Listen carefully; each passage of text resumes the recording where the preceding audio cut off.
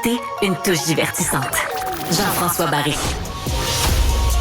Bienvenue à Cube pour ce nouvel épisode. Mon nom est Jean-François Barry et ça me fait plaisir de vous transporter comme ça à travers nos prochains segments.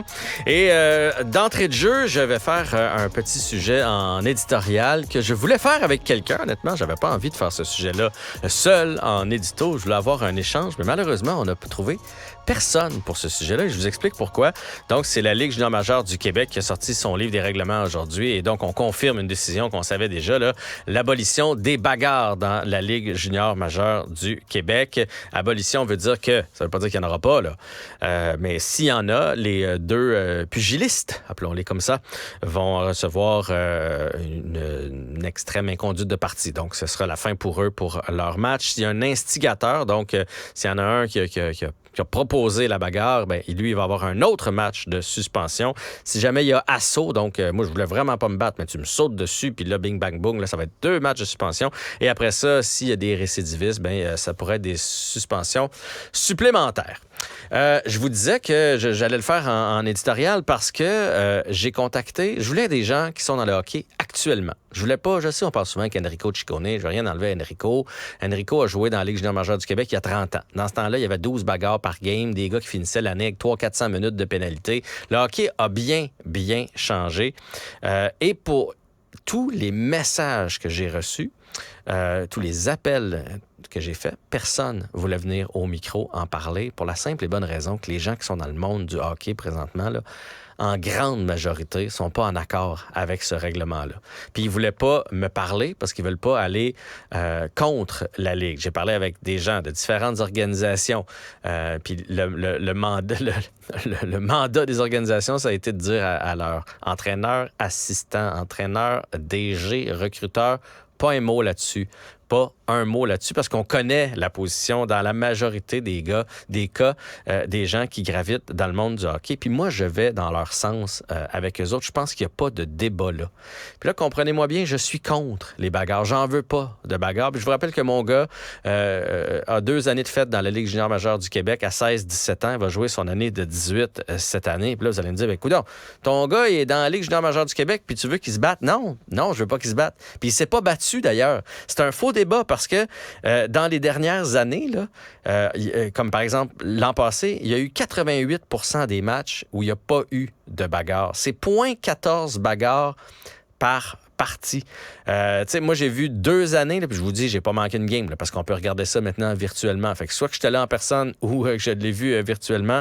Si j'ai vu entre 8 et 10 combats, puis là, des combats, on s'entend, là, c'est plus l'impulsivité qui fait que les deux kids lâchent les gants, puis là, ils essayent de se frapper, mais la plupart du temps, pour vrai, ça a plus l'air d'un combat de lutte que d'autres choses. Mais je minimise pas ça, puis dans un monde idéal, il n'y en aurait pas eu là, de ces bagarres-là, mais je veux dire, c'est tellement minime.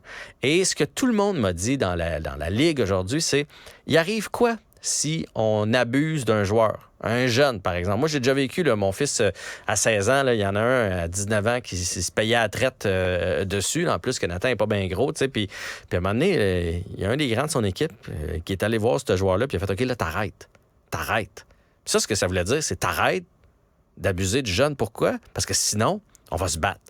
Il a arrêté aussi. Mais il aurait fait quoi, ce gars-là, si on n'avait pas eu cette possibilité d'engager le combat? Il arrive quoi si t'as un joueur vedette dans ton équipe puis qu'on s'amuse à y donner des coups, on s'amuse à le blesser? Il arrive quoi si on fait semblant de fesser sur ton gardien, tomber sur ton gardien de but? T'sais? Je veux dire, dans l'idéal, il n'y en a pas de combat. Mais ce que ça laisse présager, c'est que présentement, on va régler nos comptes autrement. Donc, avec un coup de bâton, avec une sortie de genou, avec un coude à la tête, etc. J'ai parlé avec un médecin la semaine dernière qui a fait une étude, un médecin de Sainte-Justine qui a fait une étude qui veut qu'on repousse la date, l'âge pour les commotions cérébrales parce que le moins de choc à la tête qu'on pourrait avoir, mieux ce serait. Puis on a étendu le débat, puis il me disait, il n'est pas pour les combats, mais il dit une mise en échec en plein milieu de la patinoire, ce qu'on appelle un open ice, là, donc tu n'as pas la bande qui t'amortit, là, tu t'en vas d'une direction, l'autre s'en vient dans l'autre direction, puis il te frappe. Là, ton cerveau arrête d'un coup sec. Là. Tu freines d'un coup sec. C'est l'équivalent de rentrer dans un mur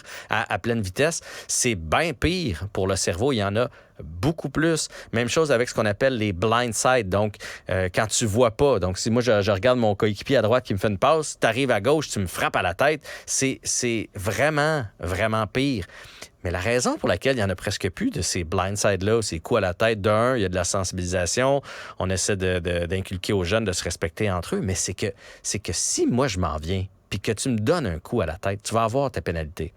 Mais quand tu vas retourner sur la patinoire, tu vas avoir aussi affaire au gros tough de mon équipe, qui n'est pas là pour se battre. Ça n'existe plus, là, des rôles de bagarreur. Mais il est capable de se battre, puis il est plus vieux.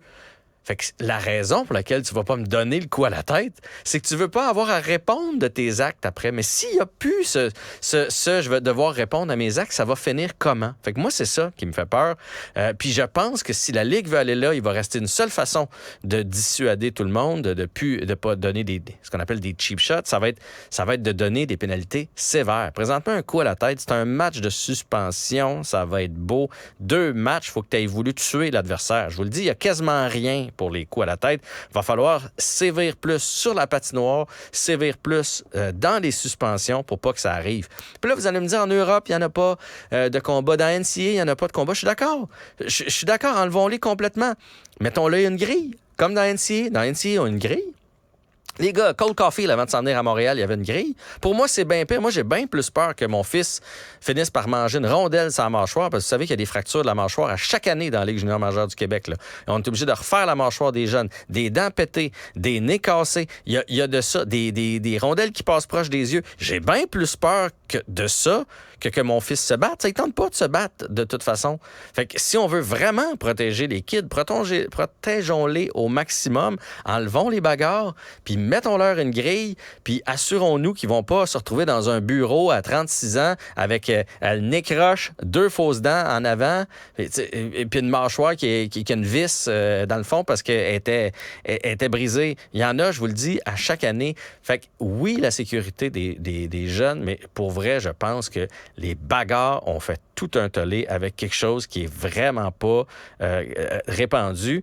Puis moi, la comparaison que je donnais à ma blonde à midi en discutant de tout ça, parce qu'elle, évidemment, elle dit, je veux pas les bagarres. Je dis, pour moi, là, c'est comme un policier avec son fusil. On veut pas qu'il s'en serve du fusil. Mais avouez que c'est dissuasif. Quand tu vas venir, le policier, il a son fusil à la ceinture. Tu sais, il y a un petit...